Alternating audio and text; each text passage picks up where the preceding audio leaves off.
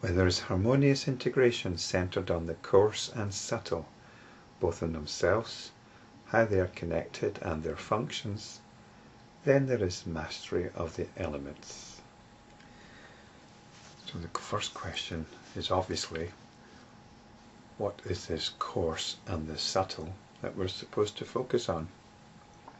And as in the previous 3 sutras, we're going to take our cue here from Sutra 36. So the coarse and the subtle will here correspond to the senses of taste and smell. Now obviously there's more to it than that, because otherwise Patanjali would just have said harmonious integration is centered on taste and smell. But we take this as our starting point and we'll go deeper. So taste and smell in themselves are different from the other senses. The other senses register a disturbance. But taste and smell, we're actually taking parts of the physical world into us. Taste goes in through the mouth, and smell, physical parts of the world, come in through our nose. This is how they work. They're very similar. In a way, from an evolutionary point of view, we use smell as a prelude to taste.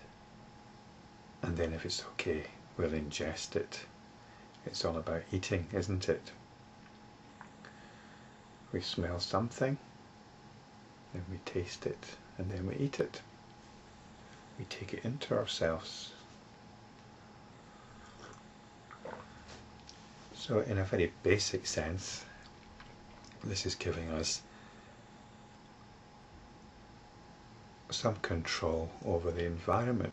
It's helping us to decide which parts of the environment, the physical world around us, which we can use to nourish ourselves. So let's look a little bit more deeply into this. Many ancient cultures burnt food at the altar for their god or gods. And the reason they did this was because smell is the food of the gods. The gods eat smell. This is why they have incense in religious rites and rituals. It isn't just to cover up the malodor of the congregation. The incense is the food for the gods. So smell is more subtle and more divine. If you're at one of these rites and you see this beautiful food being burnt, you might feel a pang. You think, oh, that's a shame. But if you're devout, then you change that regret into delight. Delight that the gods might accept your offering. So this is what the spiritual practitioner has to do. In the previous sutra, in Sutra 43, we have to give up thinking in terms of an external world. And yet, there's all this stuff presenting itself to us. So we have to sniff it out. We have to see which parts of it we can ingest safely. And in this way, we have mastery of the elements. And it's mastery in the sense, once again, of not being controlled. Because normally it's the physical world which pulls our strings.